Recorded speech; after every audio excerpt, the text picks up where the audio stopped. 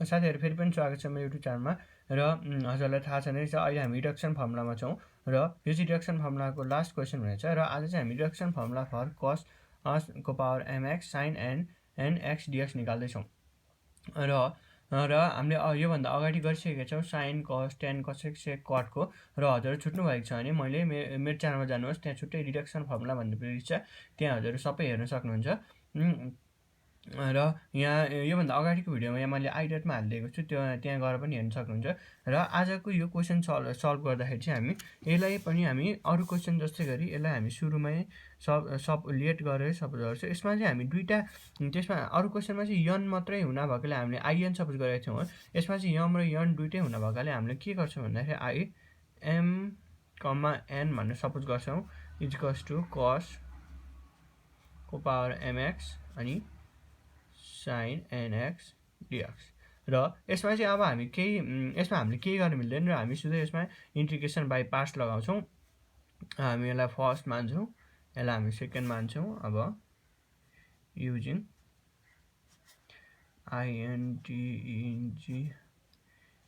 Using integration by parts using integration by parts हुँदाखेरि अब हामी के हुन्छ भन्दाखेरि हामीलाई थाहा छँदैछ यसको फर्मुला हामी सुरुकोलाई जस्तै छाड्छौं cos mx अनि सेकेन्डको इन्टिग्रेसन साइनको इन्टिग्रेसन के हुन्छ minus cos nx upon n यहाँ n हुनाले nx अपन n हुन्छ त्यसैले माइनस अब यसको हामी पावर रुल यसमा डिफरेन्शिएट गर्ने पहिला पावर रुल लाउँछौं cos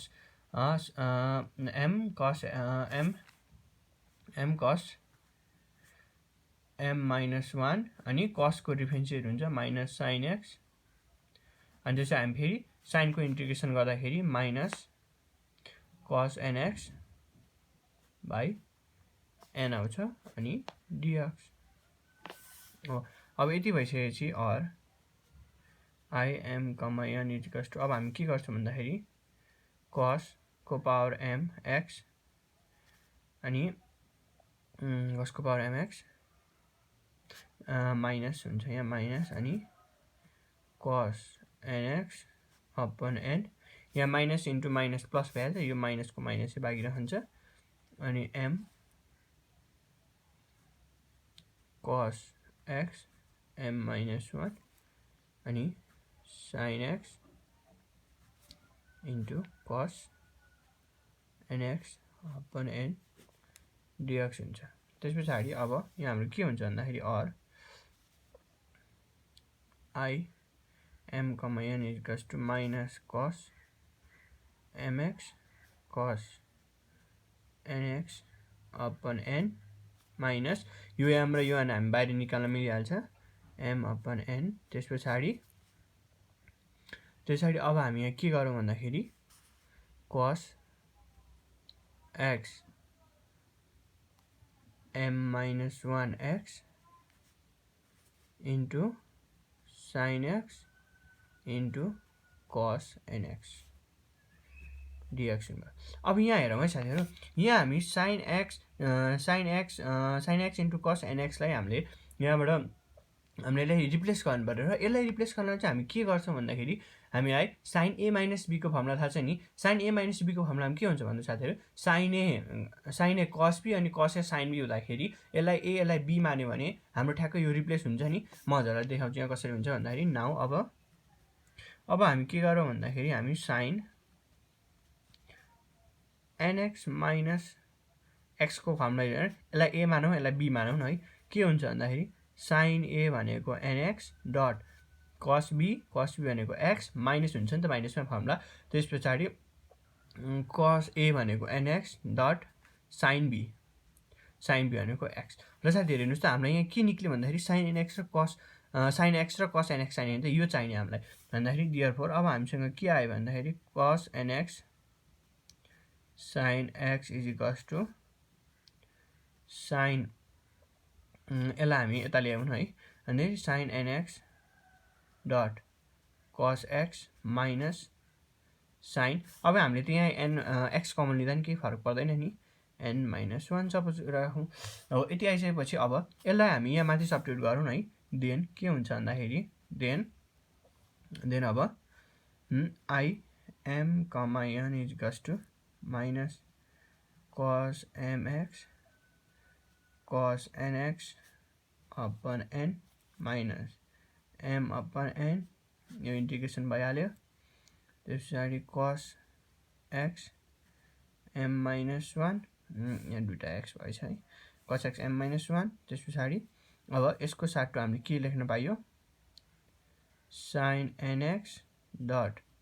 cos x minus sin x n minus 1 अनि यो होलमा यति भइसकेपछि यसलाई dx हो साथीहरु अब हामीले यति गरिसकेपछि अब हामीलाई के हुन्छ भन्दाखेरि हामी हेरौँ है यहाँ यति भइसकेपछि अब हामी यो भित्र मल्टिप्लाई गरि हेरौँ न है साथीहरु के हुन्छ यसले यहाँ भित्र यसलाई खोली हेरौँ न के हुन्छ है भन्दाखेरि r I m n is equals to minus cos mx into cos nx upon n minus m upon n यसलाई खोल्दाखेरि के हुन्छ भन्दाखेरि cos x m sin nx minus cos x m minus 1 into sin x n minus 1 dx हो साथीहरु अब यति भइसकेपछि अब हाम्रो फर्मुला नि आइसक्यो भने नि हुन्छ is equals to minus cos mx into cos nx upon n minus m upon n त भइहाल्यो अब साथीहरु हेरौँ है अब पहिला हामी यसलाई टुक्राइदिउँ न है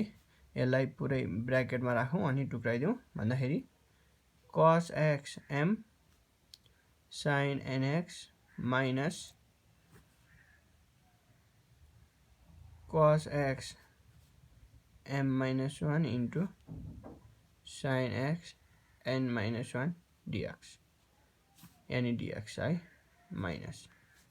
त्यसैले अब साथीहरु हामीले है cos x को power m sin nx dx भनेको के छ साथीहरु हामीले यहाँ माथि सपोज गरेको I m n छ भन्दाखेरि मैले अगाडिको भिडियोमा नि हजुरलाई भनेको थिए साथीहरु अब यहाँ हेर्नुस् है यहाँ cos m minus 1 छ यहाँ sin x n minus 1 छ भन्दाखेरि अब हामीले यहाँ माथि चाहिँ के छ हामीसँग भन्दाखेरि cos nx लेख्दा हामीले cos I m n लेख्यो भन्दाखेरि अब m minus 1 हुँदाखेरि चाहिँ हामीले के लेख्न पाइयो भन्दा साथीहरु हेरौँ है I m n is equals to minus cos mx into cos nx by n minus m by n यो भनेको त हामीसँग I m n भइहाल्यो माइनस प्लस यो भनेको साथीहरु हामीसँग I m minus 1 n minus 1 भयो साथीहरु अनि m by n त छदैछ सबैको हो साथी यस्तो भयो हो यति भइसकेपछि साथीहरु अब हामी के गरौँ भन्दाखेरि अब हामी यसलाई चाहिँ हामी यता लेफ्ट ह्यान्ड साइडबाट लिएर आउँ न है यसलाई लेफ्ट ह्यान्ड साइडबाट लिएर के हुन्छ भने साथीहरु I m n त कमन आइहाल्यो अनि 1 प्लस हुन्छ भन्दाखेरि अनि n plus m by n हुन्छ नि साथीहरु यस्तो भइसकेपछि अब minus cos mx into cos nx upon n अनि plus m by n I m minus 1 n minus 1 हो साथीहरु हेरौँ है अब यसले गएर यो माथि जान्छ यो तल जान्छ नि त क्रस मल्टिप्लाई हुँदाखेरि त्यसरी यहाँ छ यहाँ त क्यान्सल भयो नि साथीहरु हैन दुबै भन्नाले मैले के भन्न खोजेँ भने यो क्रस मल्टिप्लाई भयो नि यो तल गयो यो माथि गयो यो माथि जाँदाखेरि यो पनि क्यान्सल हुन्छ यो पनि क्यान्सल हुन्छ भनेदेखि यो त क्यान्सल भयो देयरफोर अब म सिधै लेख्छु साथीहरु I m n is equals to के हुन्छ minus cos mx cos nx upon m plus n plus m upon m plus n I m minus 1 n minus 1 हो साथीहरु यसको रिडक्सन फर्मुला यति नै हो हजुरहरुले बुझ्नु भएको भए कस्तो लाग्यो बुझ्नु भयो भने लाइक गरिदिनु होला बुझ्नु भएन भने कमेन्ट गर्नु होला र यो क्वेशन सँगसँगै हाम्रो रिडक्सन फर्मुला भन्ने टपिक नै सकिएको छ र हजुरहरुलाई केही क्वेशन डाउट भए हजुरहरु कमेन्ट गर्न सक्नुहुन्छ र यहाँनिर एकचोटि म फेरि भनिदिन्छु साथीहरू, यहाँनिर मैले के गरेँ भन्दाखेरि यो यनलाई यता माथि पठाएको, यो यन प्लस एमलाई तल पठाएको, अनि यो माथि पठाएको एन र यन यो क्यान्सल भइहाल्यो, यहाँको एन र त्यो यो माथि पठाएको एन क्यान्सल भइहाल्यो, अनि एम प्लस एन मात्रै बाँकी हुन्छ साथीहरू, यति हो। अब अर्को हप्ताभन्दा अर्को ट्युटोरियलमा म नयाँ टपिक लिएर आउनेछु हो। हजुरहरू अपडेट रहिरहनका लागि मेरो च्यानल सब्सक्राइब गरिदिनु होला, र यदि बुझ्नुभयो र राम्रो बुझ्नै छ र हजुरलाई राम्रो लाग्यो भने साथीहरूमा पनि सेयर गरिदिनु होला। अहिलेको लागि बिदा हुन्छु, धन्यवाद।